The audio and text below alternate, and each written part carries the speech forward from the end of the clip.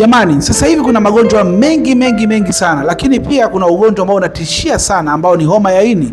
Sasa kama wewe unakuwa na kawaida ya kwenda kucheki afya yako na ukagundulika hauna tatizo lolote ya homa ya ini, ni vyema na kushauri upate chanjo ya homa ya ini.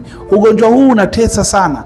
Ni bora sasa hivi ambapo una nafasi, afya yako ni nzuri, hauna maambukizi, ni vyema ukapata chanjo kabla ya tatizo kukuingia, kwa sababu tatizo likikuingia ni mpaka upone ndio upate chanjo. Sasa maana kusema kwamba mpaka upone, na ukiangalia mpaka sasa hivi hakuna tiba nzuri kabisa ya kuponyesha tatizo, hasa inapokuwa limekuwa kubwa. Na kama unavyojua changamoto ya sisi wa Tanzania, huwa mara nyingi tunaenda hospitali pale tunapojikuta kwamba tunaumwa sana, lakini kama mtu ile kawaida tu ya kwenda kuangalia afya yake ni ngumu sana.